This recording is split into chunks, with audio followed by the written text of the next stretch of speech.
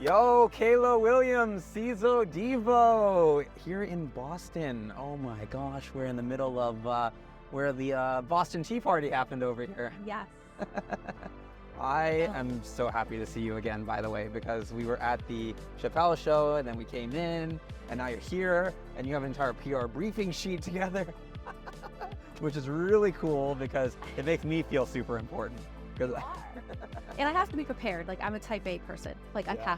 I have to know at least kind of like the structure of what's going to happen in my life.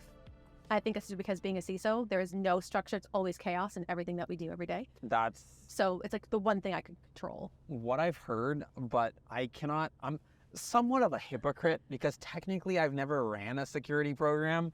I just kind of assume that we know how to build a product that's designed for someone like you. Yeah, well, that's why you have people like me in your corner and to tell you when you're doing things wrong. Yeah, well, it's important, right? Because otherwise you can't necessarily, be the best at what you do or understand everything unless you actually really can do exactly that. Yeah, So, exactly. yeah, but that's super cool. I'm really excited about all of this, but really I gotta ask you, you became a CISO in one of the most interesting ways because you actually came from the compliance world and not necessarily like you were not a pen tester per se, but you did so many things to move over. Like how? What happened? Well, I think that's a really good question because the landscape for CISOs is changing. Yeah. As you've seen, with all of the laws and regulations globally that have come into play over the past 5 years or so, really makes it important for your CISO to be able to interpret what your legal team is saying with those laws and regs and customer requirements and your ISO certificate, SOC 2, PCI, FedRAMP. I guess there are a lot of There's a lot of stuff. Yeah, there's a lot of stuff now that the CISO needs to be able to interpret and understand. And for me, so I came up through the GRC side. So I'm, a non-traditional CISO. You can see a lot of blogs and things I've written about it because I get asked this question a lot. Yeah. Especially amongst students, people who are in school wanting to move into security are like, well, what are the paths? And there's so many now. But for me, I did internal audit, external audit, and then I did security consultancy. I did enterprise risk management, vendor management, customer questionnaires, and really what's now, I think, more known as GRC. Yeah, but it's kind of like a combination of the two, right? Because this is still related to cybersecurity. Oh, absolutely. And I'm a huge advocate for every company, regardless of your size, having at least one person that understands GRC, which sits under, governance, risk, and compliance that will sit under a CISO or security org. Fair. Because your customers ask questions about data. But what would you say, because not everyone can afford to have a specific dedicated GRC person, right? Yeah. So what would you say if you were, let's say, under 100 people, what should someone do? I think if you have someone internally that you can train and on those things. And to do kind of because it wouldn't be their main job, but maybe their side hustle at the company, what should they do? They should understand customer contract. That's your first, I think, understand how the security addendums. Yeah, what your customers are asking you to do. So, if you have a customer that's in the financial services company, that is going to need a heck of a lot more in-depth knowledge of what their security requirements are than maybe say another SaaS company because financial services are regulated. Like when you say addendum, just so that everyone is clear, you're so there's this agreement. So inside a master services agreement, an MSA, which to make it simpler for everyone, there's a contract. A contract. There is usually a security section that's added on addendum to the contract that says you must abide by these requirements in order to fulfill your contractual obligations. So reading through that and understanding what they're saying. Sometimes they'll say you must pen test on an annual basis. Got it. Sometimes they'll say you must have quarterly security access reviews. So it really just depends on what they ask you to do. Yeah. But some of these things, when you think about the controls and then the actual requirements, we stipulate, I've stipulated in an agreement or an eval agreement or even just an MSA, like you said, the contract, we stipulate, we adhere to a SOC 2 requirements. And one of those requirements in the SOC 2 is that you do an annualized pen test. Yes, absolutely. And that's usually where they get you, is they'll say you must have a minimum security baseline, which is a SOC 2. Yeah. And that really is the minimum from an audit perspective, versus an ISO certificate, which is a bit higher, and then, PCI and things like that.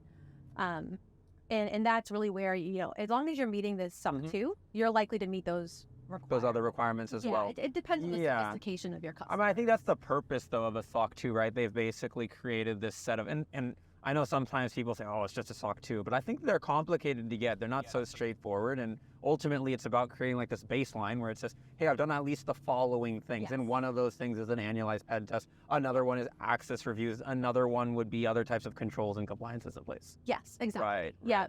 And you're right. I mean, it's looked at as like the bottom rung of like the security compliance, like ladder, if you will. The bottom rung. And it sounds terrible. The run to the litter. Well, it sounds terrible, and I have an accounting degree, and I'm not saying anything against the AICPA, but the reason why it's looked that way in my circle is of CISOs is because we stipulate the controls, and they vary by company versus a certificate like ISO or FedRAMP for an authorization is because they're standards that you have to meet. So that's really when I say the bottom rung. It's because it varies by company, and the depth that you go to is dependent on that. That's true. Yeah. I mean, then there's certifications which are basically like there's SOC 2, which I mean, I like when we released Dope, for example, like on day one we had SOC 2 certification. And that was super important to not just myself, but also Sandeep, who, shout out to him. He does all the engineering operations and whatnot. Yeah. And then there's some certifications that you just want to blow your brains out, literally. And there's one that we all know. So you got FedRAMP certification for your cloud-based, I mean, it's SIM, right? I mean, you at Devo, it is ultimately, that's the category you all play in, and you built that. But there's a lot of people at Devo. It's not like, and there's a lot of things you all do, but if we just hit a SIM, it's difficult.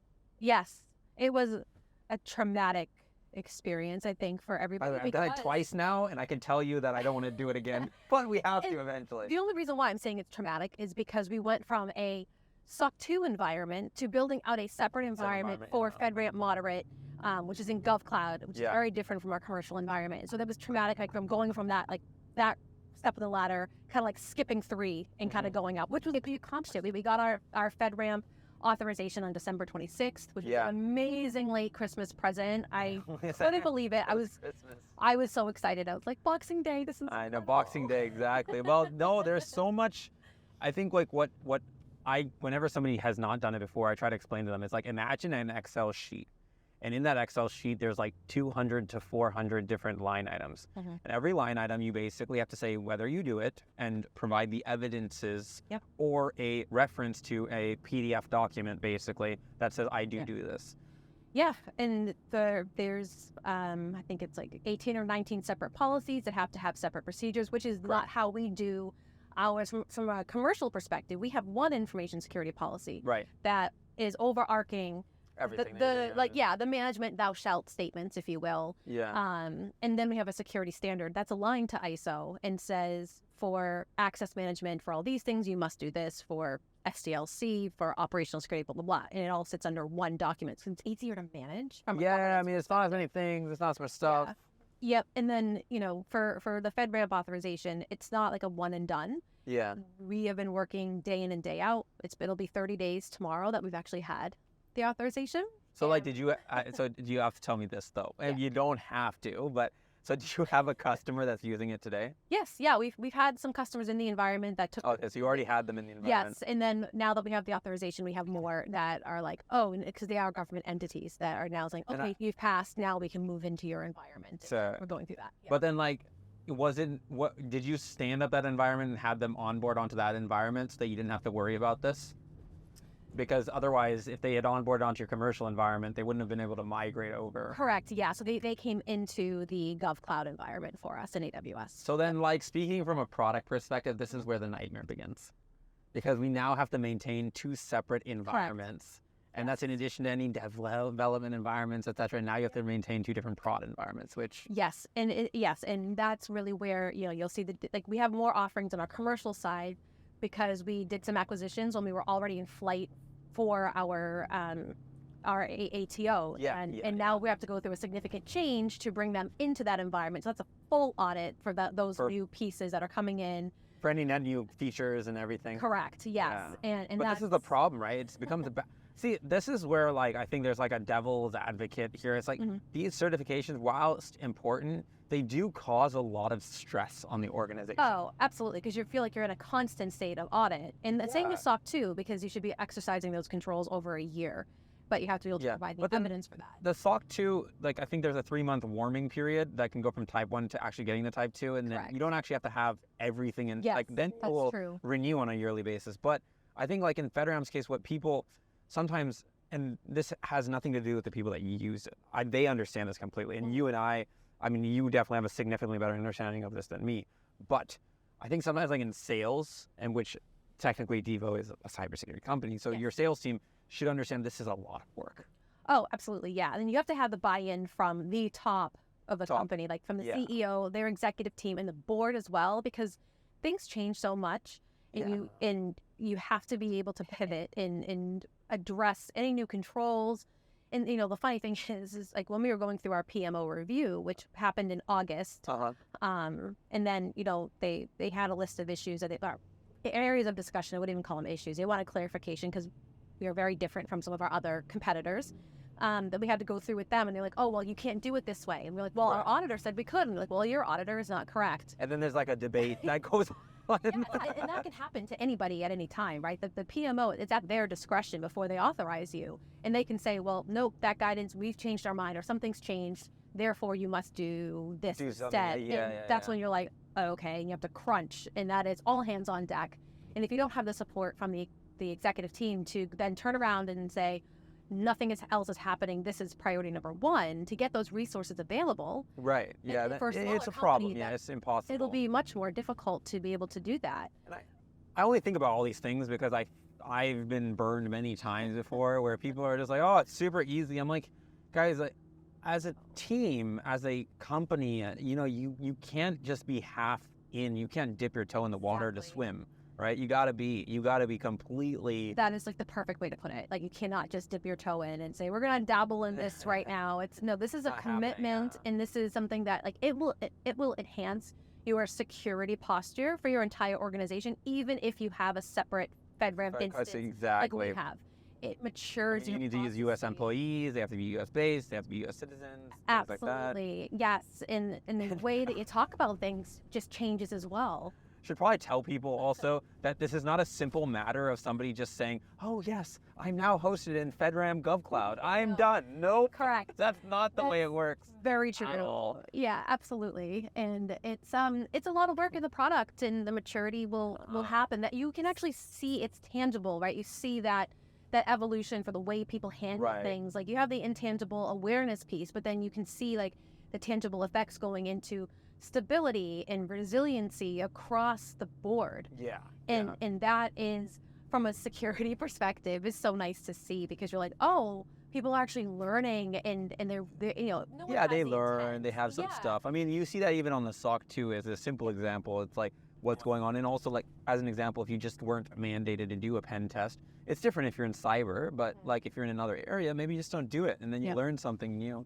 I think like I really do want to congratulate you on that, because I have gone through it twice now, and you know, like it's not that great, it's not that easy, and there's a lot of details, and you know, if you're not doing it properly, then it's never gonna happen. Yeah, absolutely, and thank you for that. It's, you know, it's been a long road, and it's continuing, and it's exciting, and every day is a challenge. But I like that. Yeah, well, you're heading it too, right? Like, 'cause you're getting into the details and everything like that. And I think you've always been a very hands-on person, right? Yeah. But like, what makes Boston CISOs unique?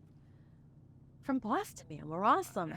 But you're actually from here, right? Yes, born in Newton, Massachusetts, and then raised in Hyde Park. So that's like just on the outskirts of Boston.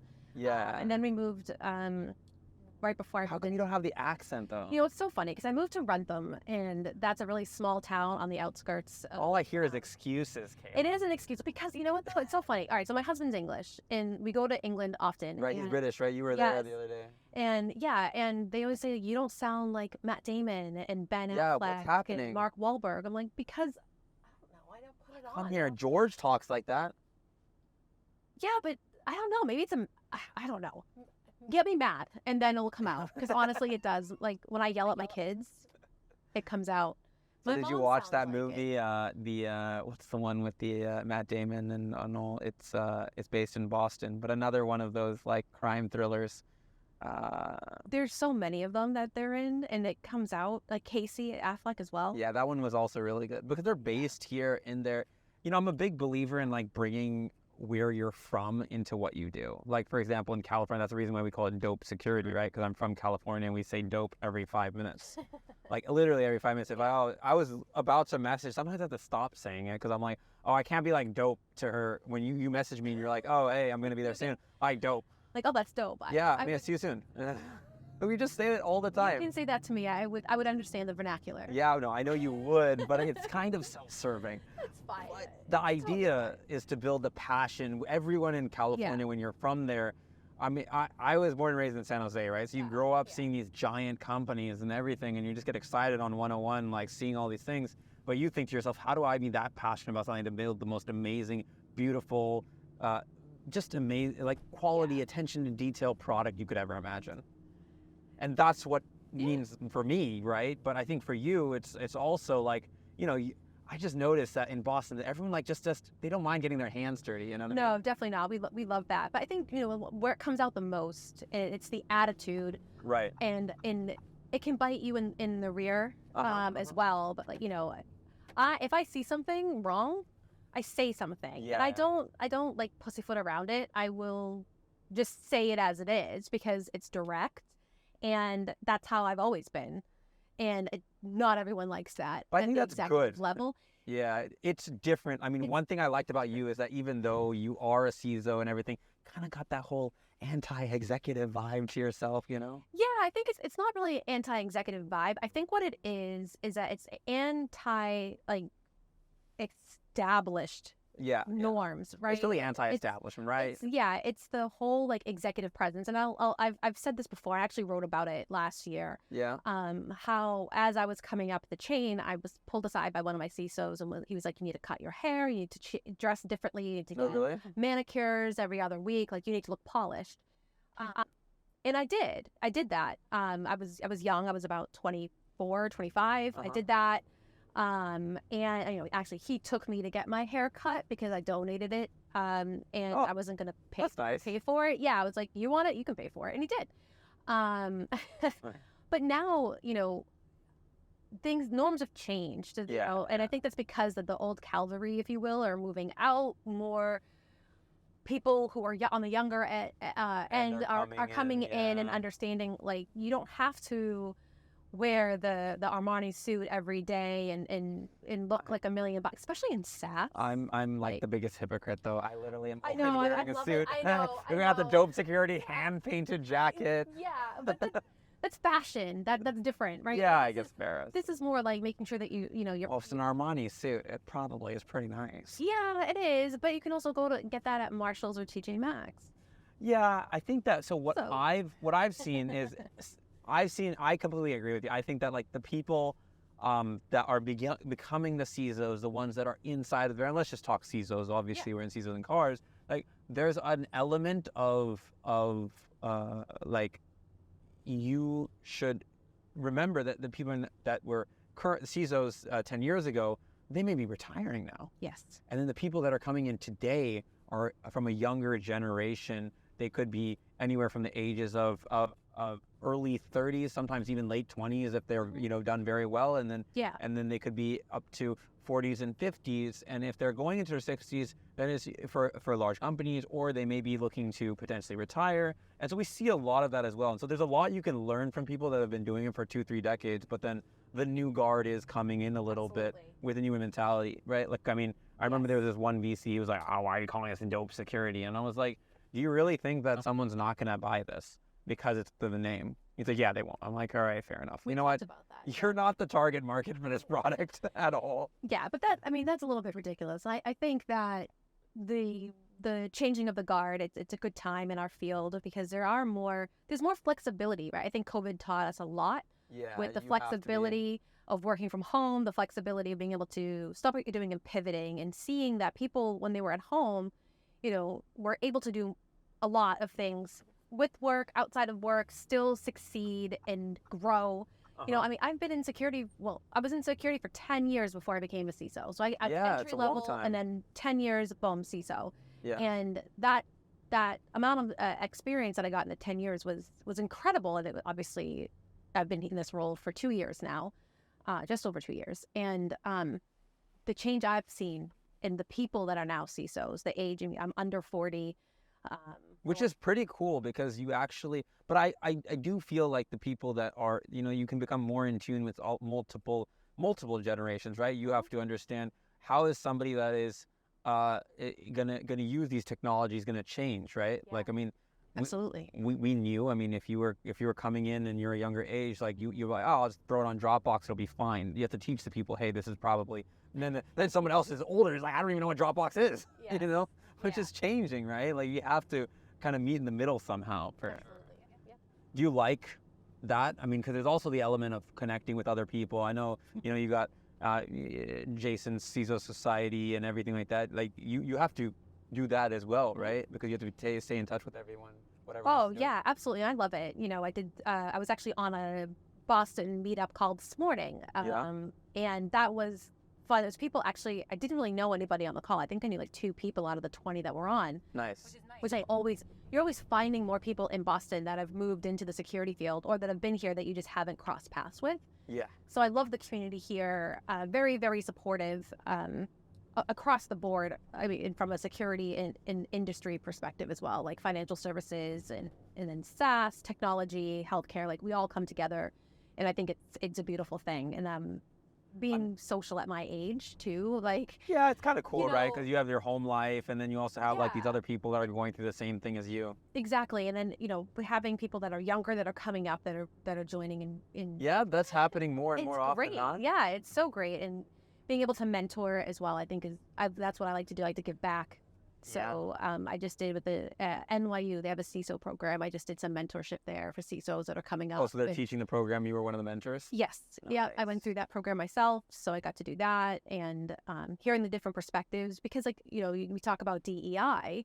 There's also that the DEI aspect of the different generations. And obviously we all learn from folks that are older than us that have had the experience. Of course. But then you're also learning from those that are younger than you that are just coming in with new perspectives, and it's refreshing, and it's so it's invigorating. Yeah, I mean, you can lead from the top, you can also lead from the bottom, but it's bottoms up, tops to bottom. Like you should always be learning from different people. And one thing that I'm pretty lucky is that at Symantec, which is where I got my start. Like I always tell people I went to UC Berkeley, then I went to UC Symantec, because it's like literally you learn so much, and all these people, they were so down to earth. Like, I mean, Jason, for example, he always comes to mind. He's actually like had a product at Tenable now, right? But like the way in which he interacts with people and the way in which he like believes in people, it was because of him.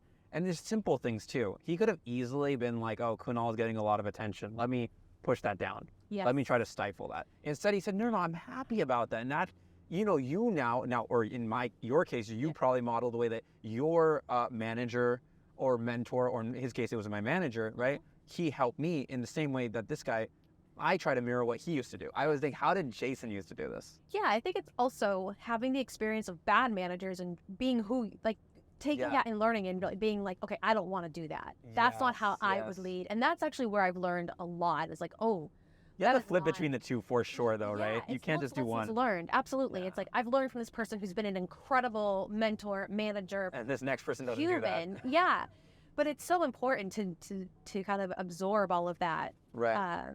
And have it be reflected in who you are as a leader. And I care about people. Like as much of a crazy person as I am, and those who know me who are watching this will be like, oh my God, she's absolutely crazy.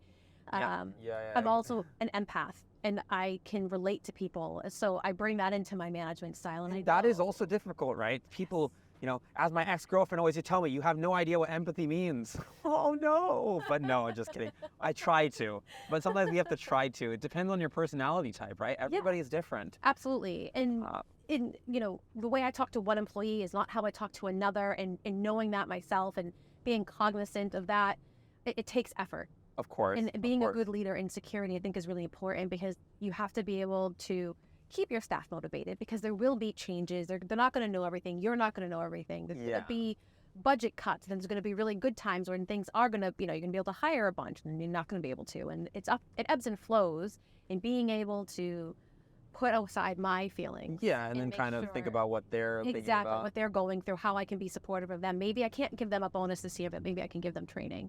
Yeah. I mean, it's because there's different places and different things you can do, right? Obviously, yeah, you can't always give everybody the raise that they want, but then there's other things that they can get that are helpful for them, for sure. Do you, how do people get in touch with you? Me? Oh my gosh.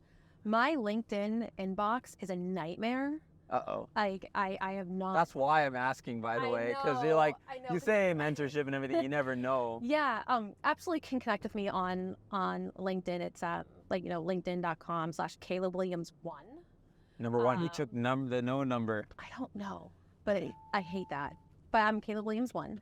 But like I said, like the inboxing's a mess. But I am in the CISO Society, and that's CISO Society is pretty good. I'm like a big fan of Jason's because like he and I connected a couple of years ago, and when we were chatting, and he was just like, yeah, I have this thing. It's pretty active.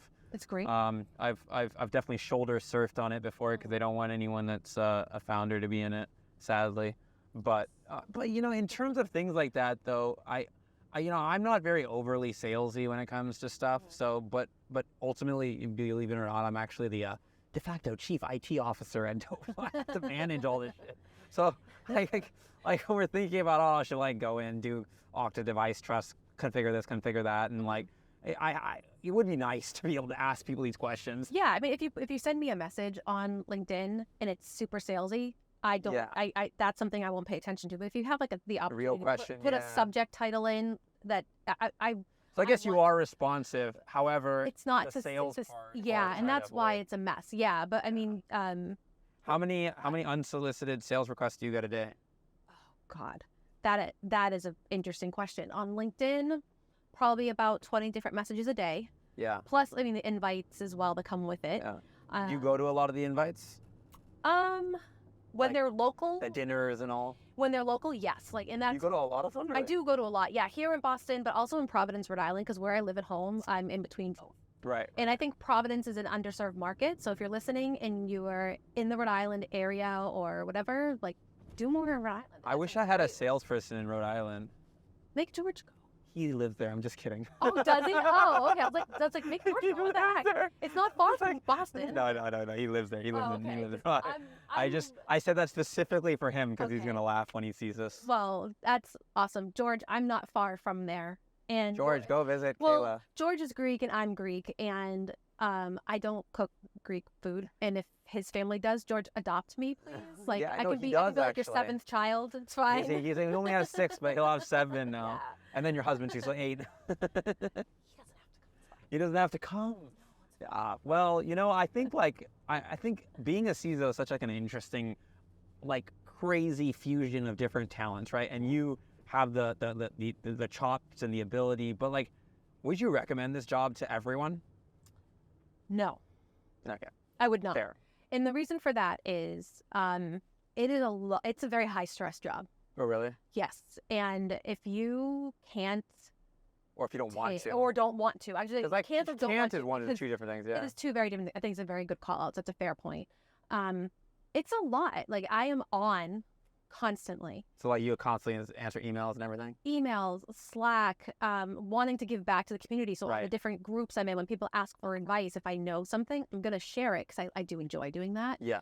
But it can be daunting as well if something happens and you're now thrust into this 24/7, Yeah. It is a lot. It is. And also, people may not be, I think these are the warnings, right? It's like, hey, your mileage may vary, but it could be pretty stressful. Yes, and I think it's become increasingly more stressful for folks that are in public organizations, with the SEC, what they're doing with the new requirements for reporting incidents, and how now they've had hackers who are now reporting companies to the SEC, be like, "Hey, we hacked this company. But they didn't say anything. They didn't say anything to you."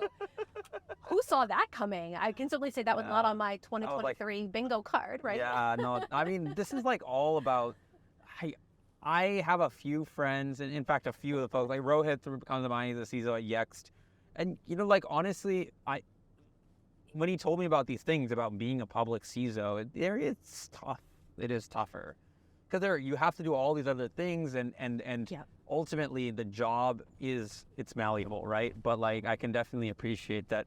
Probably not everyone should do it. Yeah, and the risk profile that is going to be very different for a public company than it is for a private company. So I am at a private company right now. We can take on more risk as long as it is within what the board and the executive team allow, like those thresholds or risk appetites. For those that know the lingo there, where in this public company, you really can't do that. You typically do the board presentations, or does it not? You don't have to report up all the stuff that you all find. Like I guess because everyone always says, "Oh, yes, CISO is a board level position." What do you have to do a lot with them? I have, yes, but not every single board meeting. Yeah. Like, what have you? If somebody said, "Hey, we want a cybersecurity company."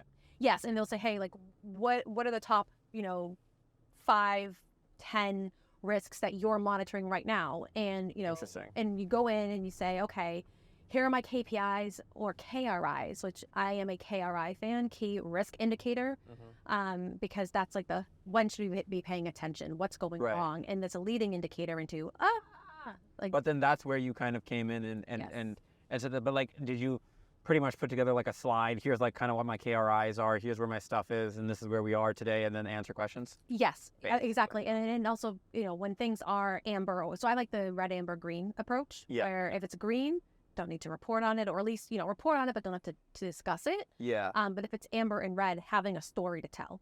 Yeah. And giving credit to the teams that are working, right? Because like people think of the security team as just a cost center, and oh really? Yeah, and it's not, and that's a very different discussion. Happy to go into that one after, but to say, hey, engineering, great job remediating all those vulnerabilities. Like, kudos to you. You've taken our risk posture and you've changed it. Yeah. And giving that credit, right? It's a lot of work for these teams, and people see security as like just lobbing things over the fence and walking away, which can unfortunately happen. Yeah. But making sure that the folks that are actually doing the work are given credit at the board level, because they'll appreciate it. Yeah. So I think like when it's helpful to have the context, right? Because everyone's experience is different, and sometimes we are both kind of people that are rooted in reality, right? Like we always think about what are the tries like, oh, this is like what's actually happening, and you speak colloquially, right? Like, okay, I'm gonna go in the meeting, I'm gonna have a slide, I'm gonna put together like the red, yellow, greens, and then let's see what happens, right? Like let's answer the questions truthfully and as kind of impactfully as we can, and that's just really it. And it's not every quarter. It's like maybe like once a year or whenever it's requested. And until then, people ask me questions and so on and so forth. So, do you report to a CIO or do you report to a CEO? Neither. I report to general counsel. Yes, I report to general counsel, and that's new. I just saw something today. I think that IANS put out. It's actually GC makes sense though. 4% of CISOs now are reporting into general counsel, and I have to say, like I've had people ask, like, "Oh my gosh, like is that good for you?" It's fantastic. Yeah. Because once general counsel knows that there is a risk, they try to plug it. Exactly. Yeah. So, which makes perfect sense. I think like probably one of my biggest and things I've seen is who you report to can be a big impact on how you are able to effectively do your job. Yes. And last but not least, I have to ask you, I super appreciate you coming in, but anything that you would tell people if they want to be like you one day? Oh gosh. I would say keep working at it. Don't listen to the naysayers. Doesn't matter what your background is, you can make it to this level, and find a mentor that can help get you there. It's so important. Beautiful, beautiful. Well, thank you so much for being here. You're the best. Thank you. See you soon, yeah? Take care.